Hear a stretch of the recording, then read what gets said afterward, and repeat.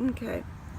The very first thing I did was to get, well, this is just a picture frame I had that I wanted to redo because we don't do a lot of bright colors at our house. These are texturing, really, cans from, I think I got these from Lowe's. They were $5 each there, but normally they have them at Michael's or the little cans, something like that. But I use them a good bit, so I went ahead and bought the big cans.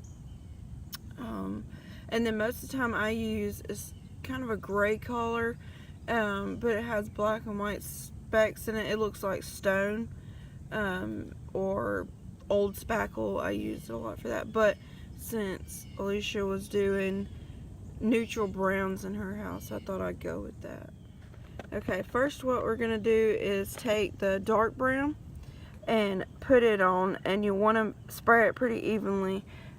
For whatever reason, the picture frame doesn't come out of this part, so I just taped it up, and I'll go ahead and spray it real quick. Okay, I got it sprayed, and it comes out really thick and strong because it is a texture, so you'll kind of want to stand back from it and try to do it as continuous as you can. You'll start from one side of the cardboard and go to the other. Don't try and focus on just doing that, or it'll make little puddles on the frame.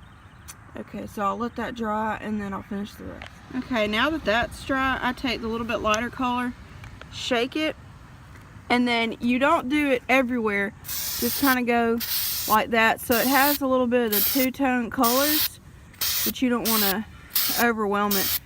So now it's going to look like some of the brick, because that's what these two colors kind of make, is like a brick color.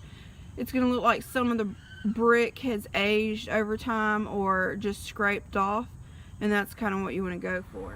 As you can tell, doing the two of them really gave it almost like old clay that was heated, some kind of pot. And normally I would stop there and put on the whitewash, just because I like it a little bit better like that, like it was an old painted cast iron something. But since Alicia is doing the ceilings that look like the paint is peeled off or the plaster's come off some, that's kind of what I'm going to do on this one to show how to do that too.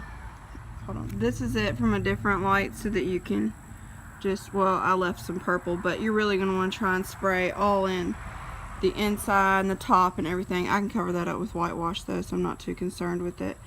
But as you can see, there's a lot of texture. It looks like old brick. And those were like $10 for those, so it's a lot better deal. And we'll move on to the spackling. Next, you would get one of these type sponges. They have them at Hobby Lobby, Michael's. I probably got this at Lowe's 5 or 6 years ago, but they're pretty easy to have. Next, I would recommend some kind of flaky spackling, or most of the time I'll use the hole filler. It's a little bottle. You could also use some type of filler that you would put on the sponge.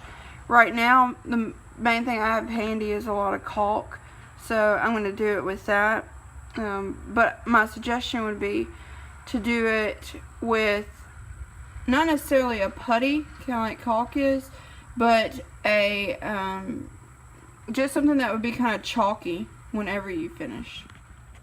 Okay, so next, what you're going to want to do is put some on the actual pieces. I haven't used this in quite a while, so it's a mess, but that right there.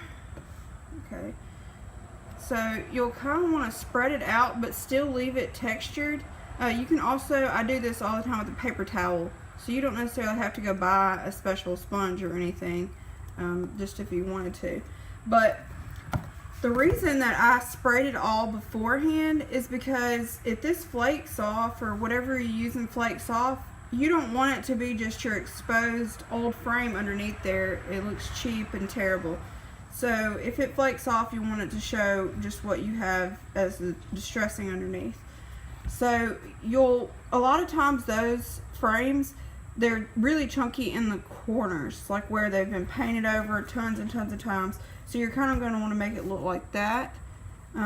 So what I do sometimes is I'll just go kind of at the tops first, the corners. You're going to want to kind of put it on heavy in those places. I mean, you can do just like a little bit of texture in some other places, but there you're really going to want to do it heavy. In fact, look, I've already used most of it, so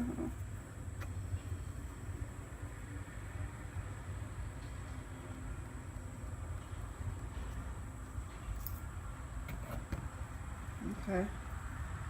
It's kind of messy, but it's really an easy process. Not much. I think I got that for maybe $5 at Walmart a while back. Not much at all. Maybe even less than that, actually. So just keep going along your edges.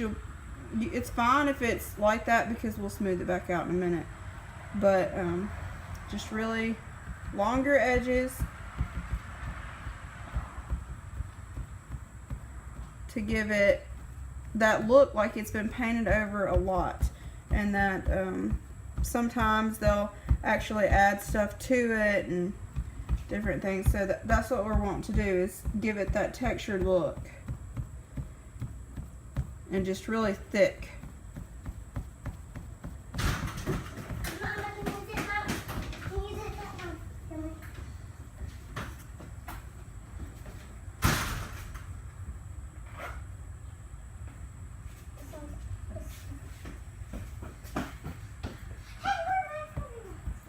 A little bit more. This isn't exactly the best caulking, but it'll be fine. And just kind of roll it into some of those parts down there, because at the corners, like especially that one picture they posted, it was just a lot in those corners. So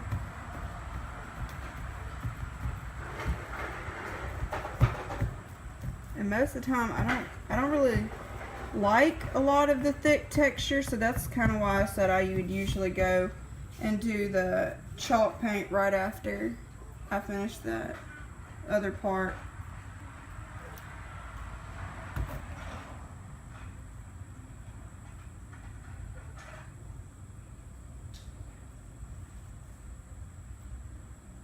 Okay, move it around some.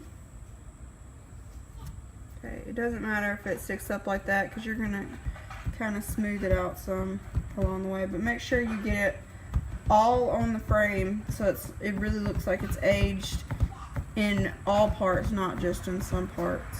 Okay, so then just kind of start hitting it hard so that you really kind of get out where it just looks like you sponged on something.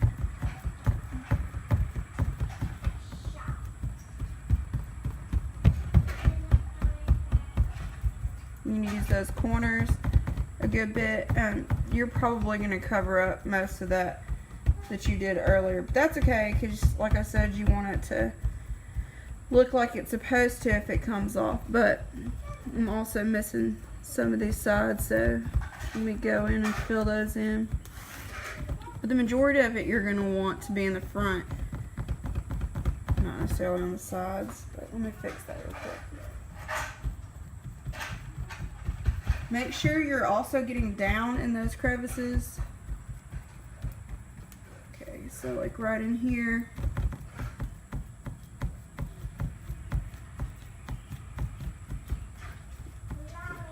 And sometimes this can take quite a while to dry, so I mean, don't rush it any more than you want to, because you want it to be dry enough to do it so the paint doesn't chip off. But we're gonna spray it again after it's dry, so it'll be okay.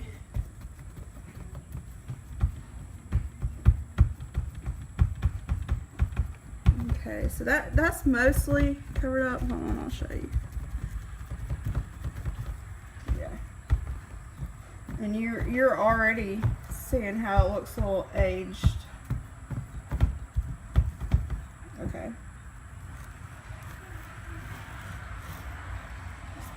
Alright, see how it's already looking like it's crusting off, that's a good time to start doing your edges. Make sure they're done. Also, another reason to go ahead and spray beforehand, like that had a laminate on it because it was just a frame I got from Ross or Home Goods or something. And this makes it stick to it. That texture will then stick whenever there's some kind of spray paint with texture in it. Okay. There we go. And I actually keep the sponge because it may get a little hard, but it just helps add a different texture the next time. That's really cool. But you can get a different one if you'd like. I just like the way it looks like it was supposed to be that way whenever it's all different kinds of textures instead of just one. Okay, make sure you get the inlay on your frame because it's gonna be obvious you texturized it if you don't. Okay, so what I'll do now is just let that dry for a little bit, and then we'll come back, we'll spray it again, and then you'll paint it from there, and also peel off some so that it looks like it's been out for a while. Okay, what I did next was I sprayed on the dark again, and then I did a little bit of the lighter color. As you can see, there's like a lot of texture now. I didn't let it dry a whole lot, probably should have, but it's a little bit easier to pull up bits and pieces of it after you put that on if it's not completely dry. But I do have to wait for the textured spray paint to dry, so I'll add some more after that. Okay, now as you can see, it looks textured, and it's hard to tell in this light because it's dark outside, so I'm using the garage light, but you can tell that it looks like it's gotten dusty over time. It's aged. Let me see if it works on this way. I haven't let it dry very long because I'm trying to finish this video for you guys, but really I would let it dry for 2 days, a day or two, and so that way everything just sticks. You don't have to worry about it moving or anything. As you can see, it's still kind of wet.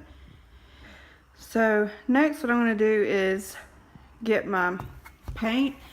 Now you can either get a sample from Lowe's and get I don't know if you call it a bucket. It's like a really small canister of grout. And what I do is I'll take a cup, plastic cup, like a Solo cup, fill it halfway and put, maybe a little bit more than halfway, and put paint from that sample can. And then I'll put a teaspoon of grout with it. You mix it together and it gives it a really good consistency. So I'm going to do that real quick and I'll come back. Okay, so what I'm doing is getting a red Solo cup. There you go. Alright, so you're not going to want to get stark white. You can do some kind of off-white. This is a little bit more on the cream beige side. I love this color. I don't even remember what it's called. Something I got from Sherwin-Williams. Oh, it's called Balanced Beige, and it's one of my favorites. I use it on a lot of stuff, and it comes out a little lighter than it looks here. Also, your grout, which this is what it looks like, non-sanded grout, it's also going to lighten it up some. Let me try and open it real quick. Hold on. It's been a while since I've mixed chalk paint. Hold on just a second.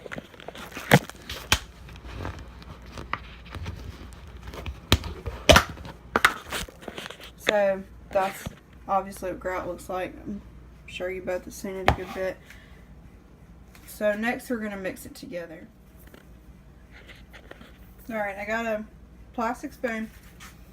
I usually put my grout first because I don't want to put paint in my grout. Okay, so you're going to put about a teaspoon.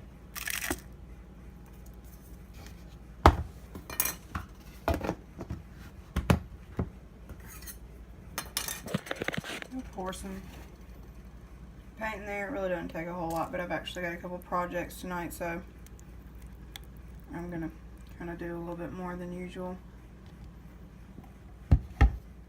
Okay, make sure it's stirred really well, because you'll see how you have those little clumps there. That doesn't really matter much for what we're doing, but if you're doing a piece of furniture, you don't want those there, because then when you go sand it, it'll make, it'll burst those little clumps, and you'll see pieces of grout all over it.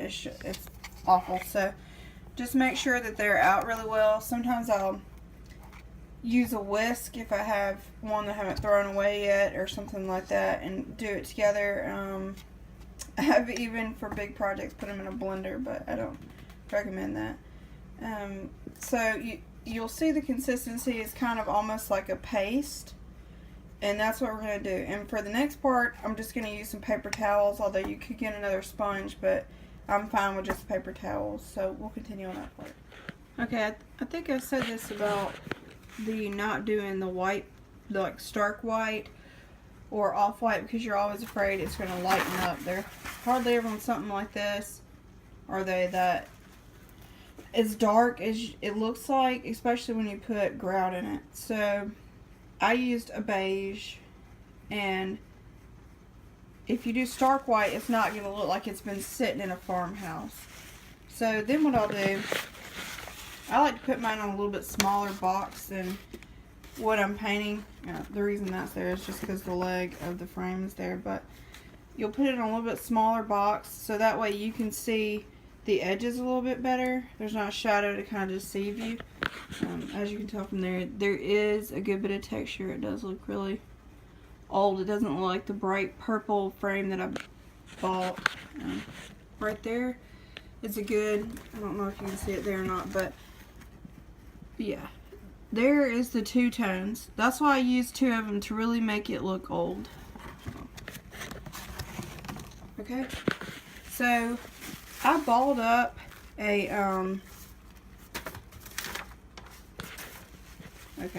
I balled up just a piece of paper towel, and I just kind of dip it in there, wiped a little bit off on the side, and then I just sponge it on like this. You're going to want to go through and do a little bit thicker. I usually like it more like that because I love the brown coming through. It looks better to me like that. I don't know why, I just really like it. But next we'll just keep going through like that as much as you want.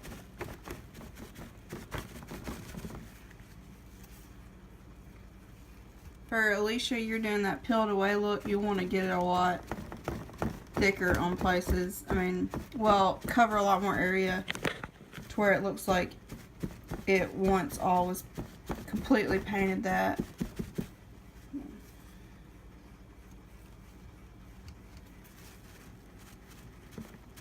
But I do like it a lot on the edges. See, it's pretty. Looks very aged.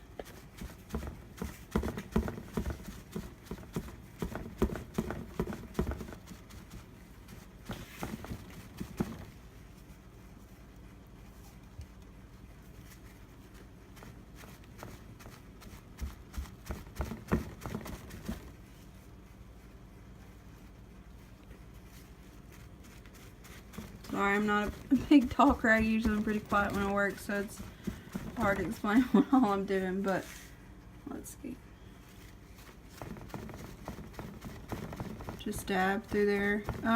The reason why a sponge would look great, but the reason why I actually kind of like the paper towel is because when you pull up a paper towel, it pulls up the paint some to where it looks like, let's see if I can kind of see. You see how it still looks textured? And that's really what I was going for, so let's see.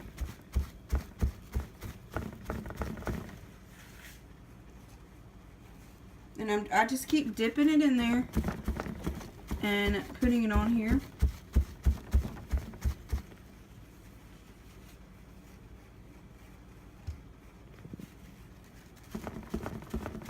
I'm going to have a hard hard time continuing to cover it because I love it so much like this. But I think the way that you did it was cute too, or liked it, one you liked.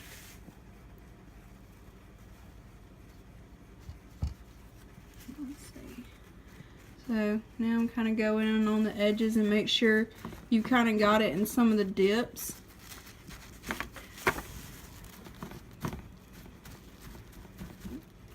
If you have to, just kind of go down there. Put it on these sides.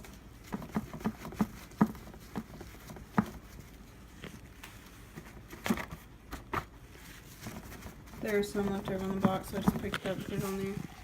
Gotta get a little bit more paint. Do it in here some more.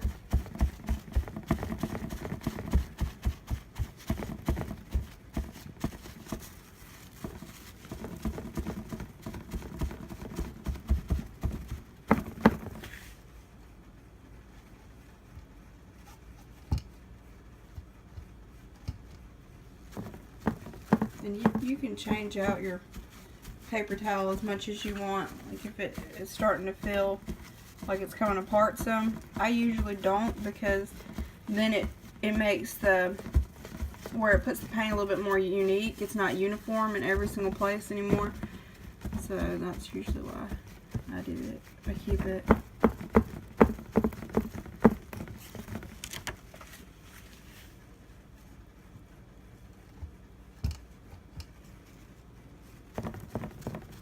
In some places.